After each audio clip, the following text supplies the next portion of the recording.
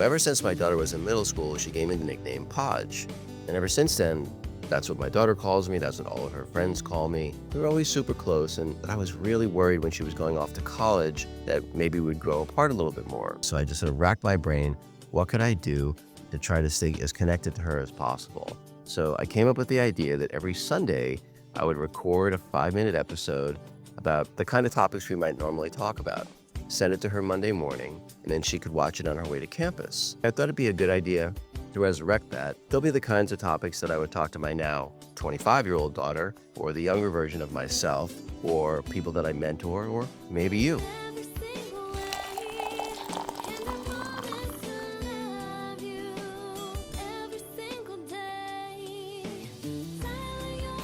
Hey everybody, welcome to another episode of Coffee with Podge.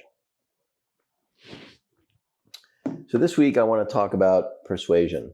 First, I want to differentiate between persuasion and manipulation because I think it's really important to understand the distinction between those.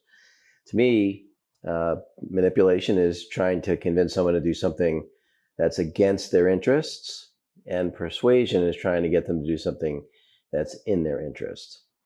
And people really underestimate, I would say of all the skills that are important in being successful in business, but even in life, persuasion's got to be in the top 3 to 5 skills because, and I think people really underestimate the technique and the amount of energy and attention it takes to be persuasive, to be very persuasive on a consistent basis.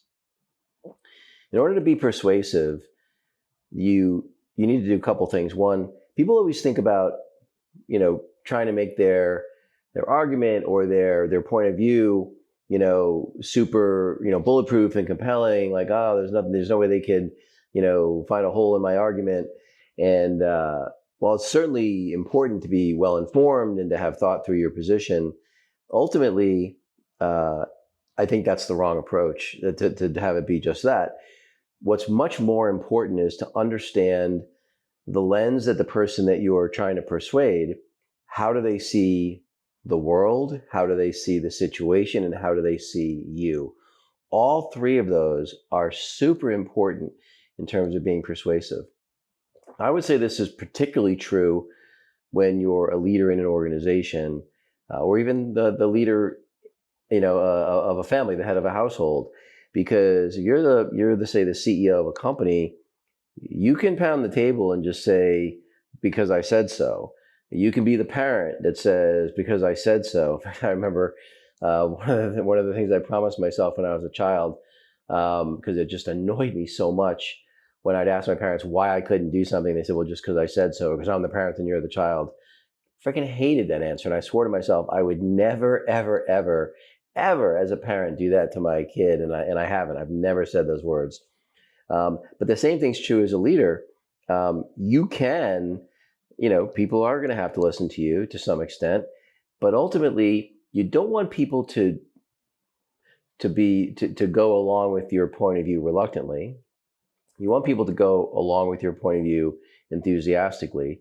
And the only way to do that is for you to be able to see things through their eyes and be able to talk to them in the language that they can hear you in. If you listen to any of the Tony Robbins stuff or neurolinguistic programming stuff, and they talk about people's, mirroring people and trying to match someone's style. So if someone uses visual words like "I see what you mean," or auditory words like "I hear what you're saying," or kinesthetic words like "I feel you," that you can mirror those things, and it's a way to build rapport. And again, I would call that a little bit more manipulation, though I do think it is useful to build rapport. And I guess say it this way: that one of the best pieces of advice I ever got was seek first to understand, and then seek to be understood. And that kind of ties back into what I was talking about in persuasion. Is I need to understand their view of things, and then once I've done that, then I can use what I've learned to be persuasive and help them understand my point of view. But I've got to start with their point of view first, not my own. And again, it's much easier to be lazy about this when you're the leader, because you can just say, because I said so, and you absolutely shouldn't do that. So I'm going to try to give you an example. So, and I'll give you a parenting example, and I'll give you sort of a CEO leadership example. So imagine you have a situation where, you're talking to your kid and you're discussing maybe where they're thinking about going to college. And they're prioritizing, the Greek system and the social aspects and maybe a whole bunch of other factors that you don't think are as important as maybe things like graduation rate and percentage they get a job when they graduate, and how well respected the school is and things like that. You can just be I know better than you, I have more life experience than you, as opposed to saying, well, hey, help me understand, really making it safe for your kid to share why they want to go to that school. And once you've teased out those things, then again, you might not always get the result you want, but you're much more likely to if they feel heard and understood. And you're like, well, hey, understand the Greek system's important to you, understand the social life's really important to you. And I think that absolutely should be a factor, again, because that's important to them. But have you thought about these other things? And again, you're sort of meeting them halfway. You're way more likely to be able to nudge them in the direction you want.